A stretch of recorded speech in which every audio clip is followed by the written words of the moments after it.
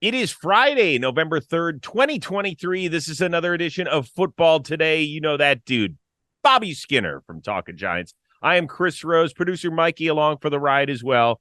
Truth be told, we are recording this very late on a Thursday night because of some travel issues, but we're still going to be talking about the entire week, both Thursday night football and get you all ready for Sunday's slate as well. I'm not used to seeing you without your Talking Giants gear behind you. I'm in my new house. Hopefully the echo isn't too bad. Um, I got It's to a get big the deal. office set up. So right now I am literally like the meme, like men can just enjoy anything. I've got a kitchen table, a chair, and then my TV on the ground, and a 12-pack of Corona and a 40-pack of water. I'm good to go. This is a big deal, man. Congratulations. Thank you. Thank you. It's been a while. I used to move all the time, and this was the longest. I lived in the last place for 4 years, so moving on up Is this, I don't want to pry too much unless you want to right say, hey, away. growth. All right. Is this a rental, your place? Do you have a Rental, roommate? rental. I'm next place after this. I will be buying. Okay, very Hopefully, good. Very hopefully. good. Do you have a roommate? No, no, I can't do roommates anymore. I did roommates for a long time, and so it's been 5 years since I had a roommate. I said I'm never doing roommates again. I can't do it. Yeah. I've had a roommate now for almost 30 years, and she cannot stand it. She's trying True, not she's trying to find her own place, and I don't know. Keep you posted on all very that. true. Hey, before we get into it, I saw you Yeah. did your post about NFL Network 20 years. Your favorite Yes. memory? Yeah. My favorite memory, and we used to watch this all the time, is Rich Eisen interviewing Clinton Portis, Edgerrin James, and Willis McGahee at Super Bowl 40, and them all being like kind of blitzed out of their mind and can't Mm. stop laughing during the entire thing. And this that they can't even like hold a conversation. It's one of my favorite NFL Network moment in the last 20 years. Oddly enough, I think the tape has been burned on that one. It's on YouTube. You Is just it? you oh yeah, Yeah. it's very grainy. You just type in I Yeah, remember this. You type in McGahee, James, Portis high, and it shows up. yeah, you're not helping me much, pal. Not helping me much, pal. But it's a remarkable 20 years. I've been fortunate enough to be there the last 11 years. So until this Sunday, since you just got me fired. All right, welcome to the NFL Frankfurt Germany first ever game. And boy, did they get a doozy to kick it off, right? They got the 6-2 Dolphins taking on the 6-2 Chiefs. Of course, Tyreek getting to go against his old mates for the first time ever. But let's focus on the quarterbacks. Tua Tagovailoa having a phenomenal year. Is it better than the one of the reigning MVP Patrick Mahomes? And if so, do you expect that to continue this season? It is better right now. I don't know if it'll continue the whole season, but like Mahomes is like second in the NFL in interceptions, and we've seen some of these too. You're right, like interceptions can be a number that is misleading. Mm-hmm.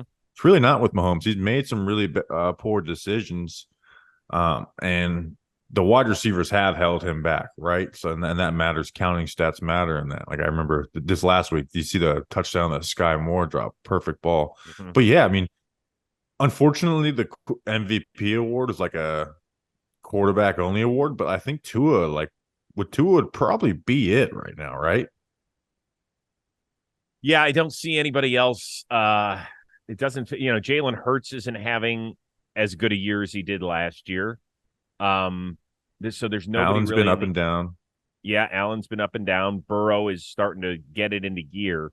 Like if he turns it on the second half of the season, like he did last year, and we're going to talk about that in a few minutes. But yeah, it's why I don't like talking much about the MVP. I mean, we're not even halfway through the season yet. But yes, Well, can I say something? I kind of hate that it's a QB on I saw Justin and Dalton post this the other day. Tyreek should be, if the season ended right now, the MVP. I mean, he's on pace to break Calvin Johnson's record by 200 yards. mm-hmm. 126 catches would be the ninth most all time, while being top of the league at yards per catch. But I'm really excited for this game. I think the Dolphins are going to pull it out. And also, you've made the point about travel when you're going over there. Mm-hmm. Again, Dolphins have been over there. Chiefs are going over on Friday. I don't understand it. And they've got a further flight. I mean, they're smack dab in the middle of the country. They're not on a coast. Yeah, And that's an extra few hours. it just doesn't make sense to me. I don't ever get it.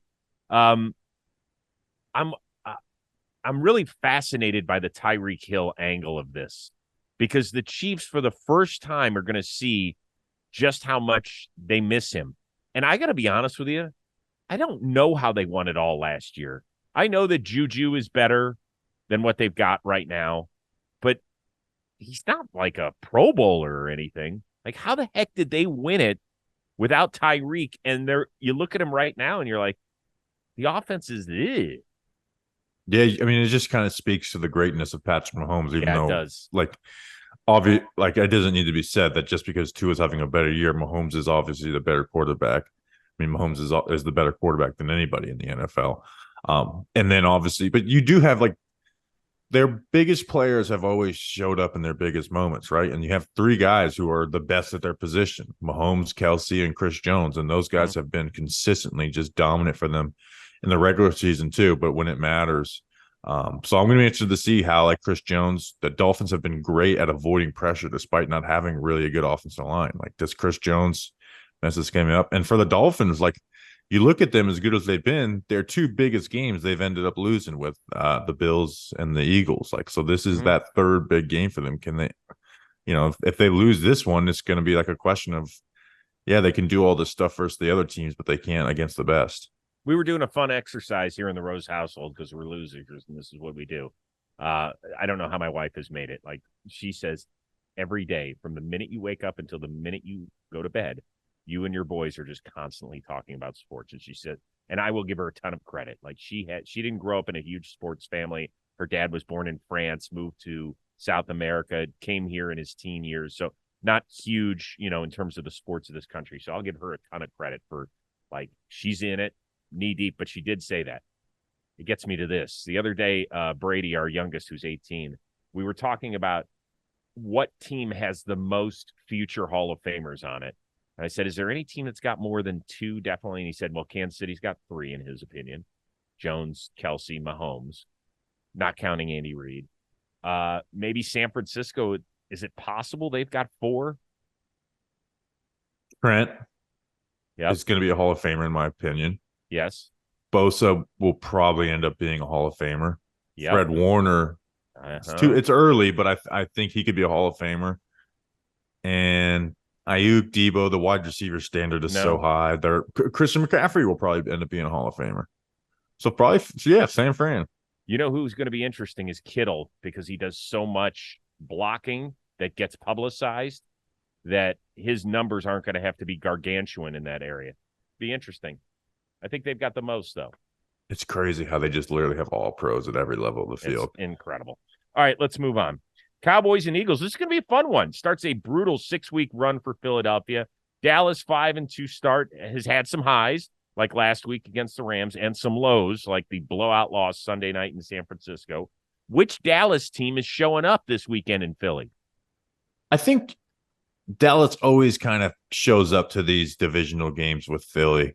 They ended up losing it, but in the game they played versus Gardner Minshew, or no, they beat them last year 40. I think it was like 40-34, and Dak showed up. And honestly, they showed up in the way that the Cowboys offense has only this year, where it's kind of CD or bust, right? CD had a great game. Mm-hmm. And if you look at the Cowboys this year, their run game has not been very efficient. Mm-hmm. The Eagles' rush defense has improved greatly, which was like their one spot of weakness last year. And the Cowboys have been CD or bust. Like, who do you think is the second leading receiver on the Cowboys right now? Oh, I don't think it's Brandon Cooks. I think it's Jake Ferguson, I believe. I don't have that. Wow. But in terms of receptions. Wow. No, and in terms of yards too, I need to look it up because I may have gotten that wrong. But yeah, obviously Brandon Cooks he's injured now, right? Well, I know I thought he scored a touchdown last week. Is he injured again? No, he's back now. You're right. But yeah, Jake Ferguson is their second leading receiver with 237 yards, 33 yards per game, and then CeeDee Lamb is averaging 90 a game. So Dak in his last 3 games against Philadelphia, 11 touchdowns and 1 pick. That's interesting because he and Jalen have not gone head-to-head very much. This is just their second time. First time was in 2021, where the Cowboys beat the Eagles by 20 points. And Jalen wasn't Jalen at that point. Exactly. And the Eagles weren't what we've seen now the last year and a half. I think if you were to ask Dallas, not only is this a huge game for them, I think they feel like they can win the division. Humor me for a second. Philly's next 6 games are home against Dallas, at Kansas City. All right, I wrote this wrong. Oh my God. Versus Buffalo, then somebody, then at Dallas, at Seattle. There's very good. Somebody very good mixed in there. Dallas's next 6 are at Philly, home against the Giants, at Carolina, home against Washington, home against Seattle, and then home against Philly. They got a 3-game stretch in there where they're home. I bet you they feel like if they win this, they're going to win the division. That's what they think. I don't know what sometimes their up and down Dow Jones mentality drives me a little nuts, but I think they're going to be ready for this game. And I'm not a huge Dallas guy usually.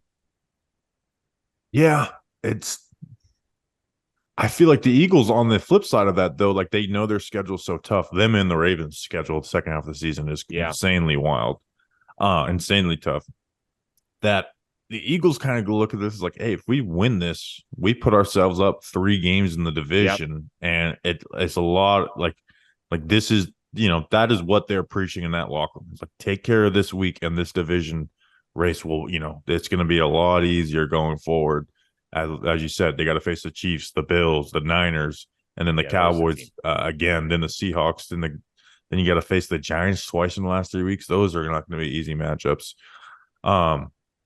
So yeah, but I think the Eagles pull this out, right? I just think they're more talented and well-oiled. And again, I think Dallas actually has some issues, but they are talented enough to rise above them most of the time. But I don't think they're going to be able to do that this week, especially in Philly. It could be like a 28-24 sort of game to me. Jalen Hurts 9-0 against winning teams since 2022. And he's got a whole bunch of them. By the way, that time I repeated Kansas City in there, you're right. That was San Francisco, who they've got coming to town in early December. All right, Sunday night affair is going to be a good one. Bills and Cincinnati. Bengals are on a bit of a heater, 4-3 overall. Do you think they're primed to get on another regular season run just like they did last year? Yeah, and honestly, I mean, you know me from talking on this show that I kind of was just out on the Bengals, and they've got me back in with that 49ers win coming off the bye week because and it's not just like, oh, they won that game. It's like Joe Burrow, the bye week did him some good. He's using his legs, and they are Super Bowl contenders in my eyes. And I think this is a game where the Bengals flex a little bit, right? Like you saw what they did to the Bills in the playoffs last year. Lou Anarumo is going to have that defense humming and ready to go for Josh Allen. I know this is like a bigger game for the Bengals because they could go under 500 with a loss. But for me, this is a big maturity game for the Bills, and specifically Josh Allen, because they have been Stephon Diggs or bust at times on offense. You saw Thursday night versus the Bucs, them spread it around, and that is when Josh Allen's at his best. Will he have the discipline and patience to do that against a Bengals team that is going to throw different looks at him and try and take Diggs away from him too? He, interestingly enough, has been great when the light shines brightest. And what I mean by that is under the lights. 13-4 all-time in primetime games and unbeaten on Sunday Night Football. And it doesn't matter where he played. He's played some tough ones at Arrowhead. And he's played exceptionally well. I think the key to Buffalo is if Ken Dorsey has the discipline to stay with a running game. But Cincinnati's defense has actually been pretty good. But against the run, they give up a ton of big plays and yardage. The 49ers got away from it last week, which was they sure did. Surprising to see. Well, because the game, everybody's been told, it's a quarterback-driven league, which it is, and it's never been easier to throw the ball, right? There's so many penalties on the defense that the risk of throwing it downfield isn't nearly what it was 10 or 15 years ago. So now you're willing to take those shots to get those 30, 35-yard chunk plays and just say, hey, listen, if we don't throw it, it's not going to get picked off. So it'll either be incomplete or we'll get a penalty. I can live with that or it'll be completed. So and Buffalo does not have the discipline to stay with a running game, but they need to. Will James Cook ever have like a 135-yard rushing game? Yeah, and they started getting under center and like handing the ball off traditionally, and I maybe they've gotten away from that a little bit. But like you said, like, can you stay disciplined? Like you said, not just Josh Allen, but Ken Dorsey to stick to that run game, even when maybe get some looks that you want to throw at. Like, and I think one of the Bills' biggest issues too is that they'll take those like little quick, like free release quick throws instead of Mm-hmm. handing the ball off. But yeah, so I think, like you said, the Bengals' defense has been really good, been shaky versus the run, and just like you said, having the patience to get away from. Because even though like Brock Purdy, I thought played really well in that game last week. You go through it, it's like they just kind of start running the ball the last quarter and a half of the game, and it Mm-hmm. wasn't like they were stifling McCaffrey or anything. I think it's going to be a fun one. That joint's going to be jumping. And Burrow, you can just see literally and figuratively the spring in his step. He just looks more like Joe. When he's one of the 2 or 3 best guys in the league spinning. Yeah, Chase has 31 catches the last 3 weeks. They're Yeah. run the offense through him. They're kind of, again, similar to last year where it started slow, giving up sacks, just doesn't look good. They kind of find a groove getting into like, all right, when we see this, we get into this, and like you said, Burrow has like full command of that offense again, and And this and he can move a lot better than he did the first quarter of the season. Yeah, his lateral movement, which keeps plays alive, his ability to kind of shift in that pocket just to find enough time, so critical for him. And I've said this before, I will say it again. This won't be the last time I say it again. They are the team that I think they look at the seedings when it gets to the playoffs and they're like, we don't care. We won everywhere. We won in Kansas City. We won in Buffalo. We won in Tennessee when they were decent. Like we don't care. Some teams are like, oh my God, we got to go there. Like the weather's bad. The crowd's loud. This team doesn't care. Does not care. So we'll see. Uh Thursday night football.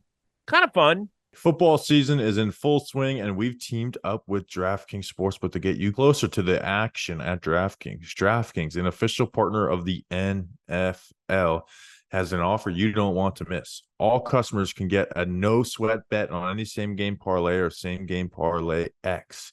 And all new customers who bet $5 will get $200 in bonus bets instantly. So download the DraftKings app now and use promo code football today. Fan of your alma mater and your hometown team, combine multiple bets together for a shot at an even bigger payout. If you've already signed up for DraftKings, like me, you can get a no sweat bet on any same game parlay or same game parlay X bet if your bet does not hit. Max wagering limits apply. Download the DraftKings Sportsbook app now. New customers use promo code football today. Bet just $5 on any wager and get $200 in bonus bets instantly. That's promo code football today only at DraftKings Sportsbook. What was the bigger storyline for you, or the bigger takeaway? That the Steelers offense still stinks, even though they improved to 5-3, or that, hey, Will Levis can play a little bit? The Steelers had the most Steelers game of all time, so it's not no takeaways from that. Will Levis, man, like there's still like a good amount of stuff he's got to work on, obviously, right?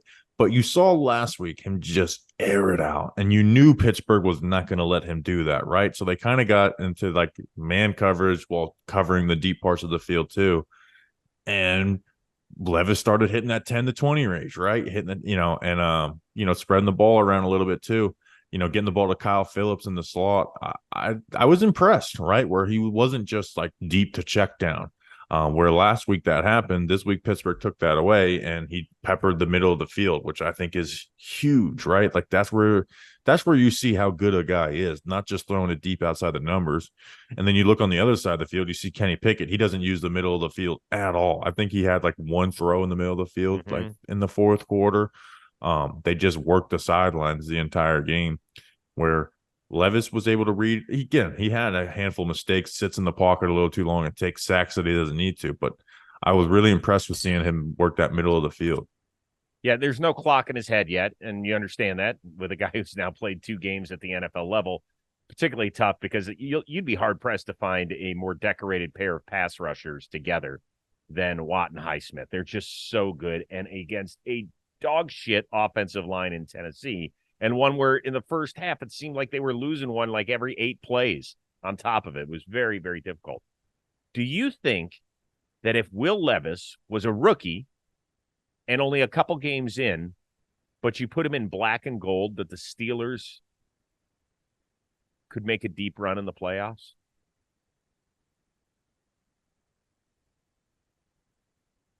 No, because I don't like Matt Canada at all as the offensive coordinator. Okay.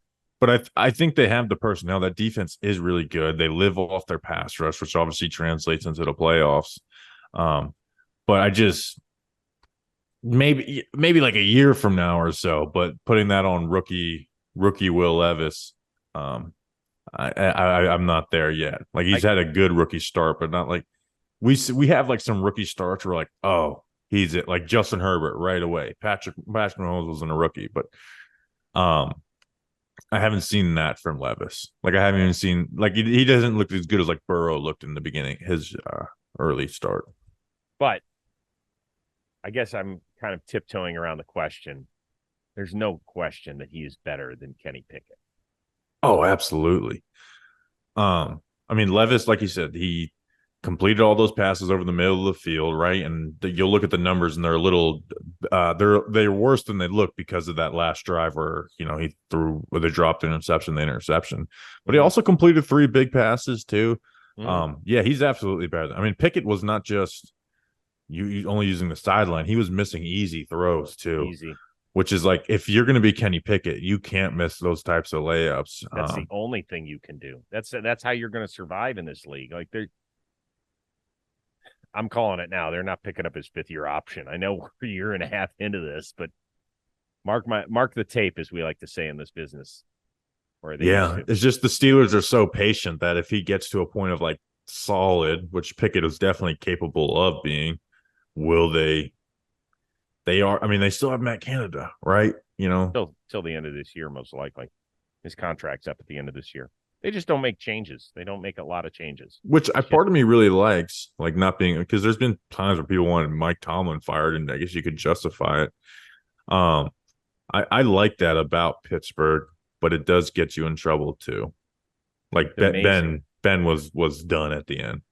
They've had 3 head coaches in my lifetime, even before my lifetime.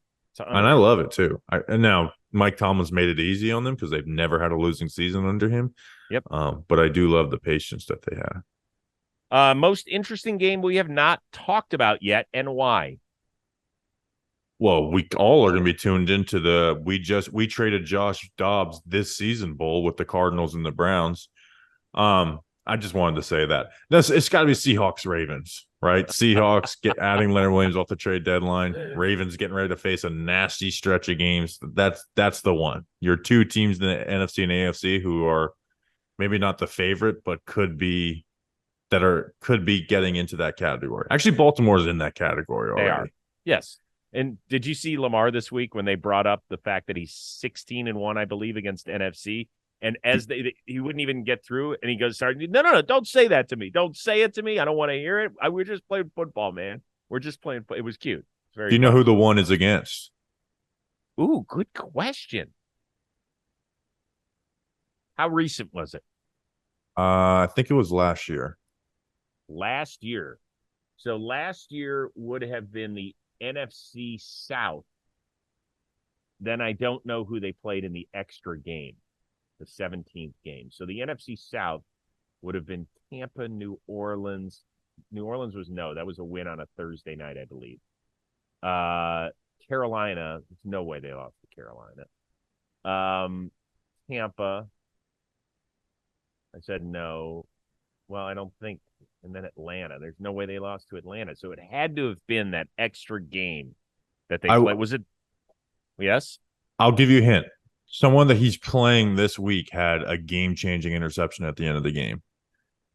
So it must have been the Giants with Julian Love. It was the Giants and Julian Love, baby.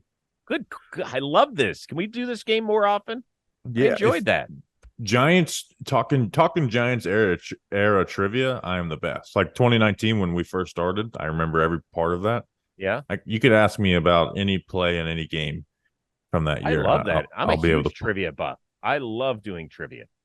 Huge trivia guy. For me, believe it or not, I can't believe I'm saying this game. It's the Vikings and Falcons. They're both 4-4, but they're both holding a playoff spot as we speak. The Falcons, I didn't realize that. Yeah, the Falcons are the 4 seed because somebody has to be leading the NFC South, and the Vikings are right there now. Unfortunately, the Kirk Cousins injury is a disaster, right? And yes, what? I was looking at numbers when we were talking about like Mahomes to MVP, and I'm like, oh my gosh, Kirk Cousins is having like the best statistical season out of I all the know. quarterbacks this It's year. It's such a insane. shame. It's such a shame. And so they're going to go with Hall this week. My guess is that Josh Dobbs gets it moving forward. Now, here's the thing about Hall. He took over for Zach Wilson as a starter at BYU once he left. And 52 touchdowns, 11 picks. That's a nice ratio. That's very good. The Falcons have got your guy, Taylor Heineke. You were calling this basically from week 2 on. You were so far ahead of the curve. I want to applaud you. And it's part of the reason I'm most interested in it, because I want to know, and it doesn't look like Drake London's going to play. He's got a bad groin, Oh, but that's they a do have shame. they do have a bunch of other guys that can make plays. And we know that gunslinger, like in his career, he is 12-12-1 as a starter, which is perfect for him because he is so much like Jameis Winston. I said this earlier this week, that Jameis is the guy who keeps your team in it and the other team in it. And Heineke is the same exact dude. He's got 35 career touchdowns and he's got 30 career turnovers. He is basically a one-to-one dude. He makes it so much fun for everybody. It'll be interesting too, because Ritter has actually looked halfway decent before this, and Minnesota, Brian Flores is gonna bring pressure, pressure after pressure, just sending the blitz at him all game long. Where again, that's where you see the exact thing you just said about Heineke. Like I even think about the Giants are probably blitz the second most in the NFL with McMartindale, that Commanders game last year, where they tied, where it's like, yeah, he took a lot of bad plays, but he also kept the ball alive and had a game tying touchdown at the end of the game. So I think Heineke's gonna make that Atlanta offense more fun, as fun as that Totally. personnel should be with not a good quarterback. Well, that's the thing, is that Ritter had 12 turnovers, but they've all been since week 3. And Arthur Smith's going to be like, if you're not going to make enough big plays, then at least let's let a guy. But Arthur Smith is so interesting because I think he's really funny in interviews, but it's like he intentionally tries to piss people off watching his team. I don't get it. Yeah. I actually think he's kind of annoying in some of the interviews. Sometimes, but he also makes me laugh. He's not like cookie cutter. That's just not what he is. So yeah, I could see it that he can frustrate you and also be entertaining at the same time. Yeah, We'll I guess see. I only see the clips that end up going viral and not on Yeah. a interview to interview basis. Um, yeah, I think what they do with their outside zone, Bijan hasn't had like the best stretch lately, and I feel like this is a game where they're sending the blitz, and you remember what they did versus the Eagles earlier in the year, and I wonder if the Falcons are just going to be okay handing it off play after play against this defense. We'll see. We'll see. It's going to be a fun week. I think this is our best slate of games actually on the year. Some really, really big ones. It's going to be a ton of fun. Next week, depending on our schedule, I might be out of here on Monday going up for Blitzball. Are you going to be on the East Coast? Are you going to be in New York? I'm leaving New York Monday night. Oh, well, that's a bummer. Yeah, Just miss each other. I know. It's like I'm out, you're in. By the way, I just want to tell you this. Your microphone is so much cooler than mine. It looks like a Yuletide log, like sort of fire. Oh, that's what it is. I love that though. That's very cool looking. Justin hates it because it says the editing makes it harder, but I like it. Have you ever rented something from Walmart before? Well, I can honestly say I have not. Well, it's like they have this microphone at Walmart. I remember traveling once, forgot my microphone. You go to Walmart, you buy it, make sure you keep everything, use it for the time that you're gone, a couple days, put it back in the package, return it. It's called Walmart Rentals. Very, very solid. Something to keep in mind. God, whenever I travel, I always lug all this shit and I have to like pack it in 6 pair of underwear. Yeah, I I don't want talked to about bring that all on the the show, and boxes. I talked about that on the show, and people are like, "Yeah, I do that with DVD players," and we used to do it with shrimping nets too, where you just go, Rimping nets. yeah, just Are, go. you're a fisherman? Not really, but we'll go here and there. Bubba gum shrimp? They have one of those hour away from me, or Universal. Amazing. You and I really have to connect on this sort of stuff. I love it. It's great. That when are you going to go put on assignment in Central Florida somewhere? Yeah, I've asked off that one. You didn't love the Pro Bowl in Orlando? I once again was not on that trip. I did the Pro Bowl in Hawaii. Do you remember when we did the Pro Bowl draft? You remember that? Yeah, I didn't watch it, but I do remember it. So this is like 2013 or so. They did the first ever Pro Bowl draft. And I was sent out to be the host there, and it was an incredible assignment. We had this great setup, and so we did it for like 2 hours, a Pro Bowl draft.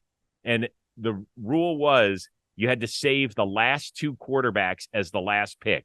So when the first two quarterbacks for each team got drafted, that means there were two left. It was Nick Foles, who was like, couldn't believe he was a Pro Bowler. It was like his second year in the league. It was a Riley Cooper year. And it was Alex Smith, who was like, you're going to make me sit through this entire thing? Like, seriously? I have to sit through the end next to Spicoli? I was like, dude, I don't make the rules. So he was so pissed. We're on stage, and he is looking at me the whole time like this. I was like, I don't make the rules. I'm just hosting the show, buddy. Sorry. Yeah. Pro Bowls should go back to Hawaii, one. Mm-hmm. And two, it needs to be the week after the Super Bowl like it used to be, because then people will actually enjoy it, because it's the perfect come down from the Super Bowl, and you get the Super Bowl players. Like I remember Tom Brady winning the Super Bowl and then being in the Pro Bowl the next week. Yep.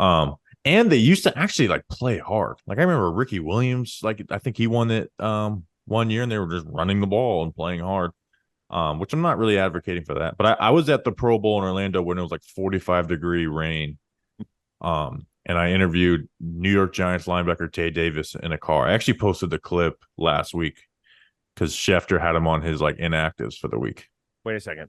Did he make it as a special teamer? Is that what he made it as? Yeah, but at that time, when I first started like doing this as a hobby, is I would interview anybody. So like when the Giants like signed their undrafted free agent class, I just messaged all of them trying to get them on the show. Did anybody bite?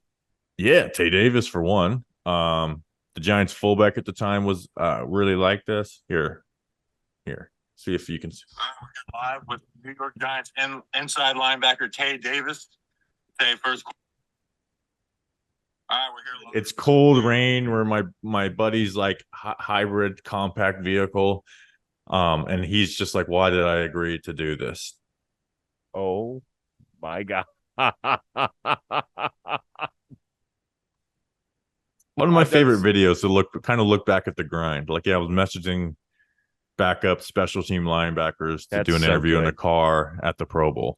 Good for you. He didn't make the Pro Bowl either. He was just at the Pro Bowl. That's incredible. Well, listen, awesome stuff as always. I'm sure you'll have somebody more than capable, perhaps even Dalton, fill in for me. That'll be great. Don't talk to him about his Arizona Diamondbacks. It's going to take a while to get over that one. That was the World Series, by the way, if you're not a huge baseball fan. I did watch the end of it last night. Okay, good. Because you wanted to see if Jake was going to dive in the pool. Bruce Bochy, Melbourne, Florida. He's a hometown guy here. He's very good at what he does, Bobby. He's 4 World Series National League or not National League manager. So four. Bruce Bochy. The community college baseball field is named after him. They must have the largest helmet selection ever. Tim Wakefield, rest in peace, is from here too. Doug Flutie. Yeah. Prince Fielder. Yeah, went to the same high school as Prince Fielder. Wow. All right. You didn't sign for $214 million or whatever it was, did you? No, but I remember the president of the school like being like, you got to start behaving because these recruiters come in. I remember them come for Prince Fielder and they want to talk to me, not your coach. They want to know who you are. I'm like, okay. Listen, I could do this all day, so we got to wrap it up. For our dude producer Mikey, who does such a good job, and Bobby Skinner from your Talking Giants world, I am Chris Rose. We'll see you next week on Football Today.